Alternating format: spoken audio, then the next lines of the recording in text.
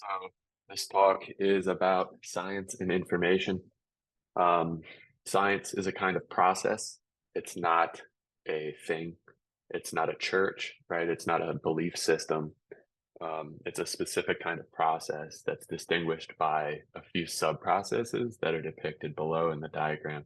The scientific process starts with a question that you have about the world, whether that's a question related to particle physics or chemistry, or if it's just a question about daily life, like which diet approach is going to work the best for me. You start out with a question. I believe that eating low carbohydrate diet is going to help me lose weight. And then you're going to follow the rest of the sub processes. So the first thing you do is you design a methodology for your experiment, which is basically a set of specific instructions that not only you could follow, but if you were to tell somebody else to try to replicate your results, they would be able to follow it as well and repeat what you did and either confirm or reject a hypothesis following the method you come up with. Once you're done running your methodology or performing your experiment, you then analyze what happened. So all of the data and measurements you've collected and performed will be analyzed, and then a conclusion would ultimately be arrived at, which is suggested by the evidence, or perhaps further research is needed. So there's never a such thing as proving anything. We're going to talk about that more. And really, when you're following a process, you can know whether it's more scientific or less scientific, depending on the degree to which it has the attributes that are in this diagram here. If you don't have a hypothesis and you're just randomly doing things, then it's not scientific. If your methodology wasn't thought about ahead of time and designed to be repeatable, or if you didn't design a method to try to reduce the number of variables that you're testing for that could explain the variance to one, ideally one variable or a few variables that explain all of the variance and yield 100% predictability. If you're not trying to do that, your methodology to design is less scientific, and the experiment you follow, you may or may not be rigorous. You might not remember to measure everything. You might not calibrate your instruments. For example, with the diet example, you might not be weighing your food. You might not be buying your own food, right? Whole foods from a farm or something. It might be some prepackaged ingredients or a restaurant, and you don't really know whether there's variables in there. How much butter did they use? Right? If you don't know those things and you're not controlling for those, then you're being less scientific with your process. And ultimately, if you don't do good math or analysis, or you're sloppy with those kind of analyses, then ultimately the conclusion you come to may be skewed with respect to what the evidence said. So the more careful you are, the more energy you put into this process, trying your best to listen to what the universe is telling you, the more scientific you are. It's not necessarily binary, like is science or not. It's usually the degree to which a process you're following is scientific according to this definition, and it's more of a continuum rather than a binary thing. Scientific process is not a scientist or a specialist or something someone does for their job, though we typically use that connotation when we talk about science. So no matter how fancy your title is, if you're a zoological, pediatric, myocardial oncology neurophysiopathologist, it doesn't matter what you're called. You may or may not be following scientific processes in your day-to-day life, and you can tell whether science is happening or not based on the degree to which these characteristics are evident in your process or not. So putting this in context, you have this process that you may or may not be following, or somebody may or may not be following. If you are a participant, somebody who's facilitating this process, like you're running the experiment, you're helping formulate a hypothesis, you are helping analyze results, then you are facilitating scientific processes. If you are looking at the results of analysis and conclusion, then you are a student, a learner of a scientific process. Either way, if you are doing any of this facilitation, then you could consider yourself a sort of scientist. You may not get paid to do that. You might not be a professional scientist. You may not have a tenured position at a higher institution, right? But all of this accrediting and all of that other stuff, your degree, your title, all of those are value signals. They're intended to signify that science is happening. But whether this is happening or not is a matter of looking at the details and understanding the degree to which this is happening or not. This is how you think for yourself. This is how you trust information or not, is to determine whether or not this process is followed in the dissemination and creation and the analysis of the information. When you are being a student, it's good to be intentional about recognizing whether this process has been followed. If you're reading research results or you're reading an article online or a tweet, um, and then be intentional about how you accumulate or integrate the learnings from this into your own internal systems. So you improve your knowledge, your little database of facts about the world, by only recording or remembering attestations or facts that were arrived at by this process. Otherwise, there could be a lot of variables, unnecessarily so, that could confuse um, your understanding. And I'll talk about how you can know that you're confused, because science and scientific outcomes should yield to primary results. And we'll talk about that in a second. But your knowledge will be increased the more you learn things only that are a result of this process. And the more you update your beliefs based on knowledge that's based on empirical evidence, science, and careful thinking, the more the stories you tell yourself and the frameworks in which you believe events are occurring are going to be accurate. The more you're intentional about your experience in this way and integrating what you see in the context of what you know through this method, the better and more useful this will all be for you. So that's the recommendation, is that we view our learning, our thinking, and our understanding of the world in this way. If we do this, then our thoughts will be very clear. Our understanding will be very useful.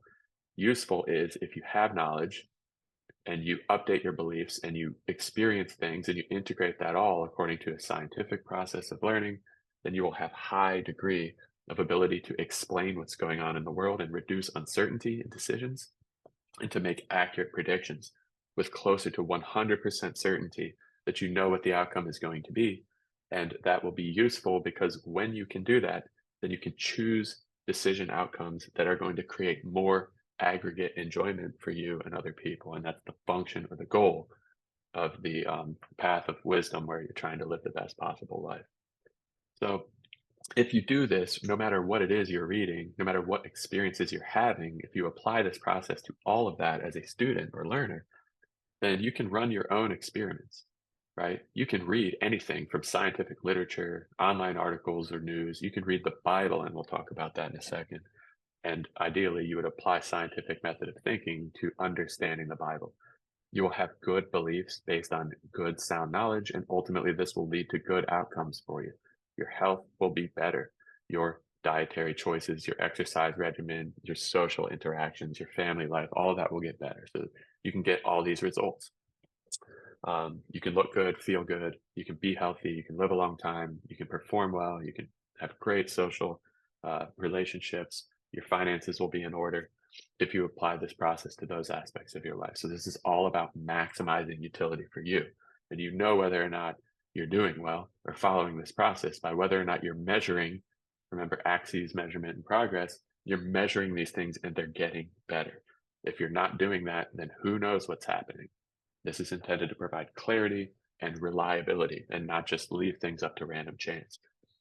So this is an example of something which is not science, but commonly understood by this critic here in purple, looking at people who go to church, right?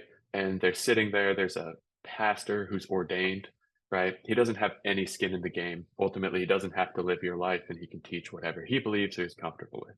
He's regurgitating facts, and people are just trusting it blindly. And then they go believe or proclaim their beliefs very loudly to other people and tell them to follow suit.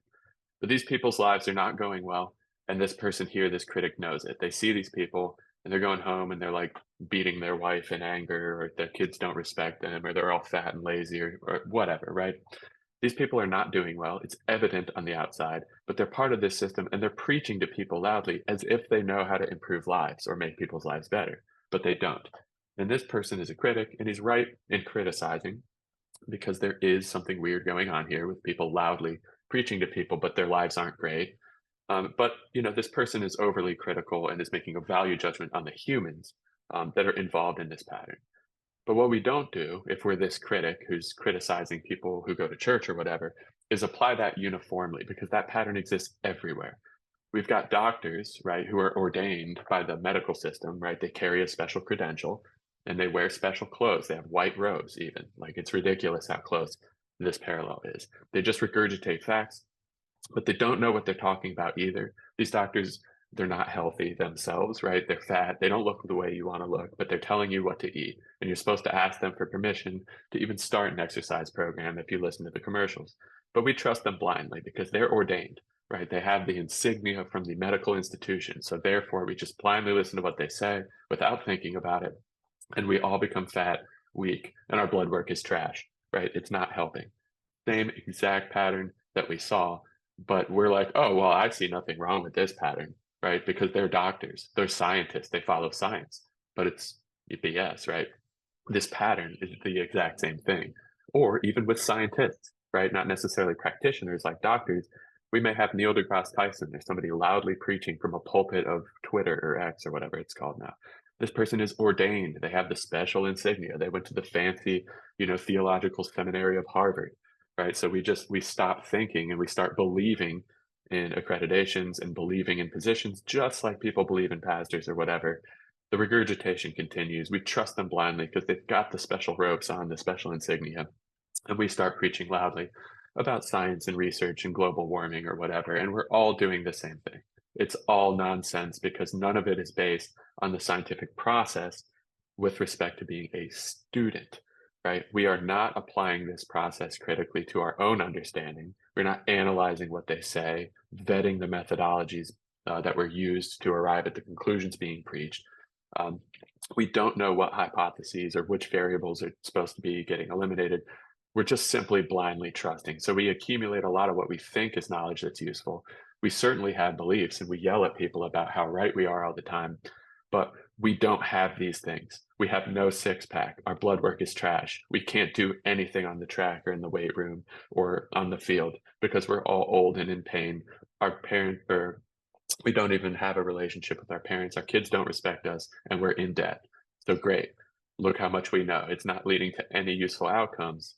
And we can't recognize that what we're doing is systemically flawed, right? We're applying blind belief, no matter which accredited person sitting on top of a very tall ivory tower that we happen to be getting preached to by. So scientific processes, they don't prove anything. People say science has proven, right? And then we have all these critical value judgments about religious people and all kinds of things. Science doesn't prove anything. It only eliminates certain explanations of variance, right?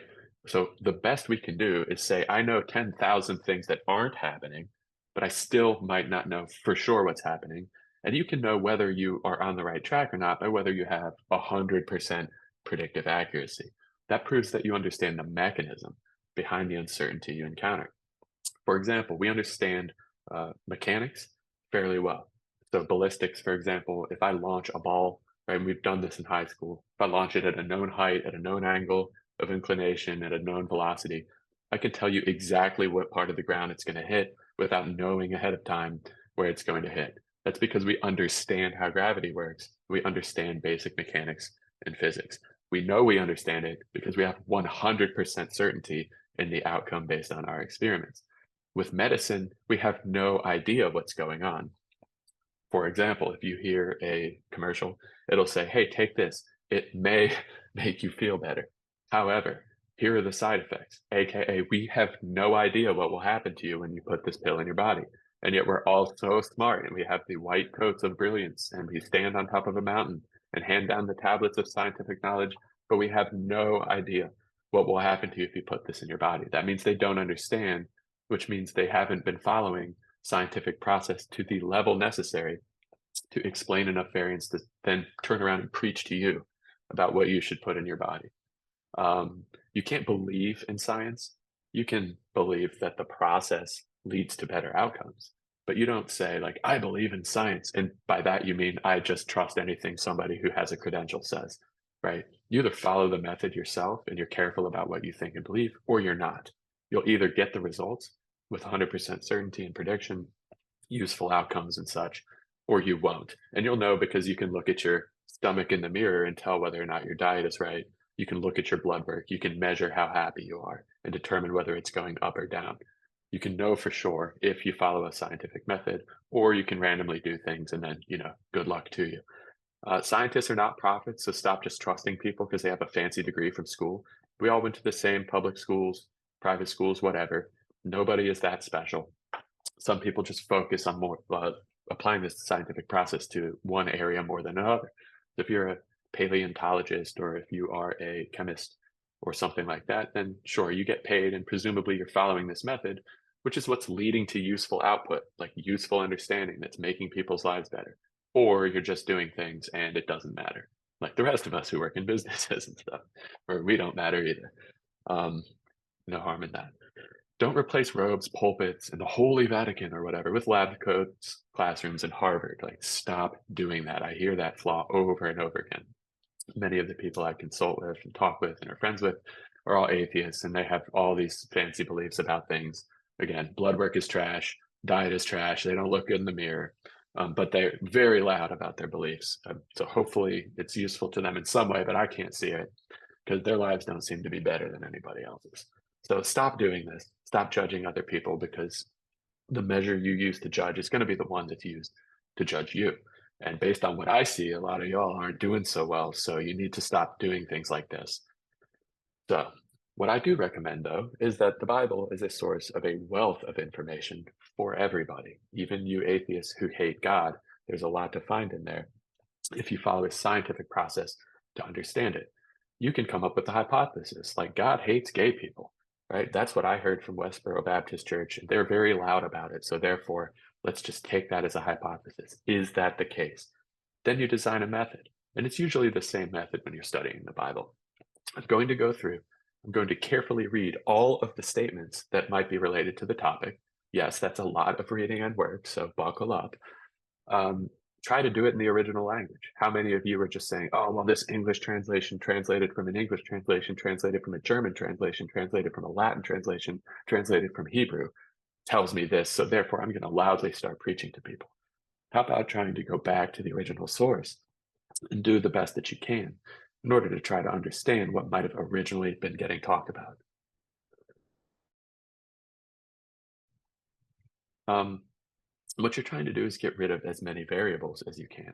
Maybe it's the case that I don't know what this word means. Maybe it's the case that this passage isn't saying what I think because I'm a modern human with a modern context and I'm not an ancient Israeli.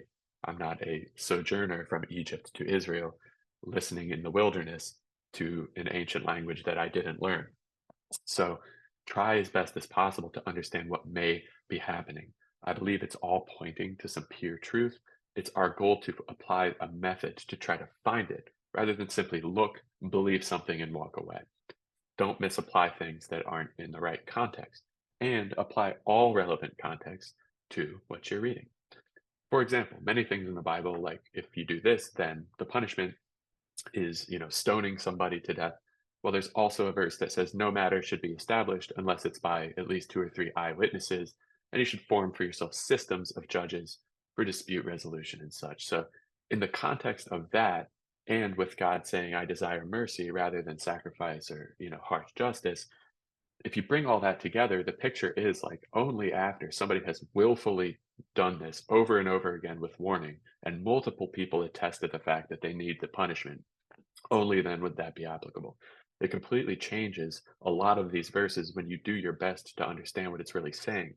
Many of the talks we're going to have, and I'll share with you, are my results of studying the Bible in this way and coming to wildly different conclusions than what you would typically hear when you're just sitting in church blindly listening to somebody without thinking about it. Try to corroborate any claims in the Bible with other scientific understanding. So the Genesis 1 account is actually really fascinating when you try to overlay it with modern cosmological understanding.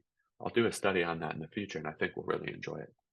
You can do that with any applicable area of life. What you'll find is modern psychology, you'll find hard or physical science, you'll find things related to exercise physiology. There are many things in the Bible which are ancient hints to what we now understand more clearly. And it's really fascinating to do the process of understanding what the Bible's saying in context to what we know now through other kinds of study. A great example of that is when Jesus says that his disciples will do greater things than him. And now we can see that through science, we have amputees who are walking and blind people who are seeing and all sorts of other miraculous outcomes. It turns out that it was possible all along to be doing things like healing the blind and curing diseases. It's just that we needed to put in some work and scientific process to understand God's reality before we knew the mechanism by which we could affect miracles. It's a process. And it is one where you put a lot of effort to try to listen to God through his creation, to understand what he's saying, and also read his Bible critically to understand what he was trying to say, rather than just believing right away and doing things. Continue to corroborate what you read with your own intuition and experience. And if you feel cognitive dissonance, like that doesn't feel right, or I don't really know that, then admit it to yourself. I love how Christians like to be so loud and passionate about what they believe, but then have tons of cognitive dissonance. Like Christmas and Easter aren't in the Bible, and there are festivals that are in the Bible that Jesus also celebrated, such as Passover, that Christians don't celebrate. So they'll tell you loudly to believe in something and carry around a very thick Bible, and you'll flip it open and point to verses that they don't follow and highlight things they do that they believe in that aren't in the Bible, but they stand on them as if it's life or death. When that happens, you have an opportunity to recognize that you believe something that is not true. You have two beliefs at the same time, and that should make you feel weird. When that happens, listen to it and follow a scientific method to try to resolve what is true and come to a foundation of understanding based on the rock, something unmovable and true and pure and whatever, rather than just, again, believing things and parroting them. It's leading you to a place where you are not feeling good, which is negative enjoyment, which is not good. So, by your own admission, hopefully you can realize that you don't really know what you think you know. And then any conclusion you come to by this process, be willing to abandon any prior beliefs if there's some evidence to support a new belief system. Ask more questions and continue to do this diligently. Put a lot of effort into studying the Bible. Yes, learning ancient languages takes a lot of effort. Yes, finding all of the relevant verses takes a lot of effort. A lot of us are very, very passionate and put a lot of energy into the loudness of our voice when we're preaching to people, but we don't put any effort at all into understanding the Bible at this level. And I would invite you to do so because it will make your life better. If you propose something as a postulate, you'll end up in a good place.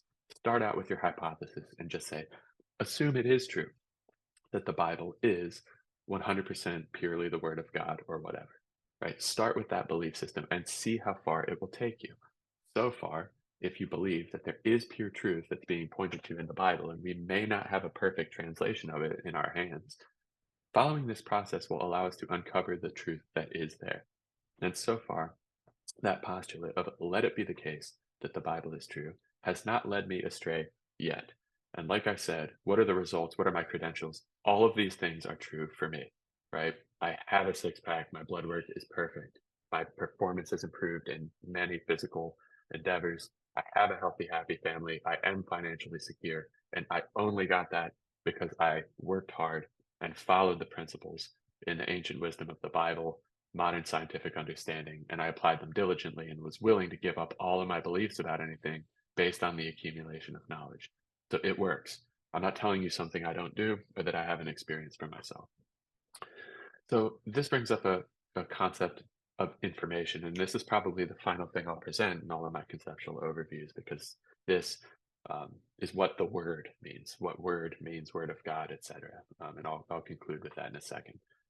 Information itself is a subtype of role.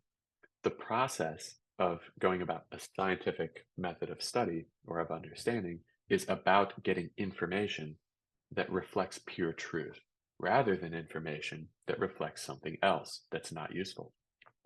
So information itself is a kind of role. It is a role a physical system can assume. So what does that mean, right? If an energy state of a system is higher than its surroundings, then it encodes information. You can find information in it. That means information is essentially everywhere, and that's why science works. We can do experiments to uncover the information that is born by all of the matter, all of the systems, and all of reality that we find around us. Information can then be encoded through a process where we take energy to write things down, etch things in stone, or put them into digital form and share them on the internet. Um, and then we have to put energy into maintaining it. Otherwise, we will lose the information. If I etch my name into the sand and I don't continually keep re-going over it as the wind and the waves come, we will lose that high energy encoding and it will all just become background noise, just random sand with no information in it or less information in it. In order to receive and integrate information, we have to spend energy to decode the information. So we need to put forth energy.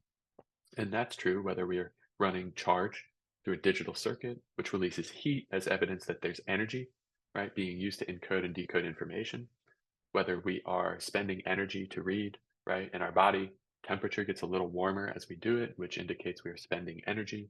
Anytime you put energy to encoding, decoding, or maintaining information, then you are participating in some kind of information exchange. And hopefully, the goal of that information is to denote things that are true rather than to denote falsehood. Humans can create labels and information about anything. The whole game of Dungeons and Dragons is a bunch of information, but none of that stuff is in reality. It's all this abstract or like imaginary system. It's useful because it creates enjoyment for people who like playing Dungeons and Dragons, but there are no dragons in reality. So it's not useful if you intend to learn something about reality. So understanding the nature of the information and how to integrate it is key to maximizing the value you derive from it when you decode it. When you have less information, we see less words.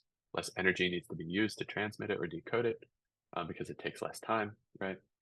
More information you have, like the more specific it is, right? The more it distinguishes reality or contains usefulness. So we see that there is a greater quantity of information here, and there is a lower quantity of information here. The Bible itself is filled with information, and there is a great amount of density there. It denotes things that are almost all very useful. And there is something called the Lindy test, which essentially describes if we have information like the Bible, and it has survived thousands of generations of people who could have not taken the information or the energy to maintain it and transmit it to one another, right? That comes at a cost.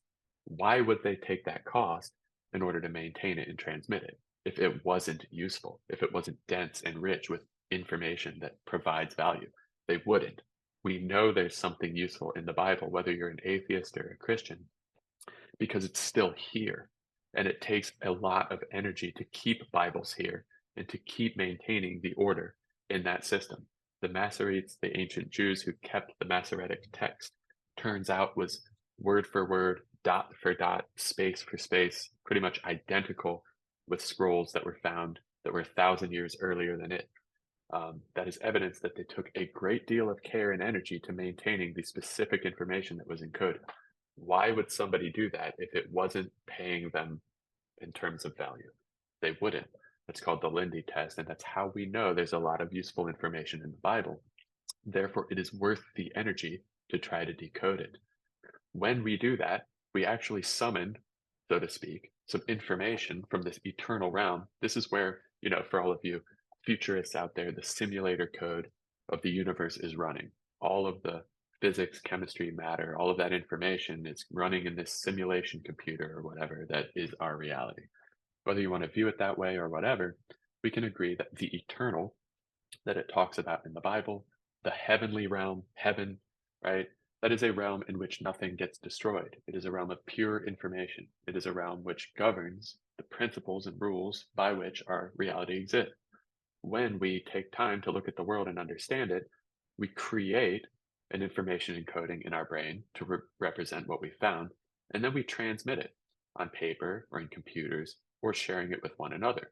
We then proliferate more information, more high energy states, more organization around reality. So reality changes when we summon the information from this eternal realm and understand it and use it. And we can see that we change the face of the earth. We now have all these roadways, we have global industry, logistics, all these other things are real phenomenon with lots and lots of heat and energy usage required to maintain it all because we have summoned our knowledge through scientific understanding and we have realized it in reality. That process happens to us when we read the Word of God. The word means concept or information. The Word of God means things that are purely true. Um, eternal concepts, pure truth, Word of God, useful information, they are all synonyms for each other. That's what we're talking about. So the whole purpose of reading the Bible is to decode an information rich source so that we can learn things that are useful in helping us predict outcomes, giving us certainty, and creating maximal enjoyment no matter what area of life we're interested in improving. That's the point, in my opinion. And it doesn't matter what your narrative belief system is. If you're a Christian, a Jew, if you're a Buddhist, there are ancient concepts that have been encoded in the Bible that are useful for creating enjoyment for you and giving you a reliable framework in which to live your life. So that's it, science and information. Hopefully you enjoyed this, and we'll do some more videos where we apply all these concepts to the Bible in the future to start creating enjoyment for ourselves and others. All right.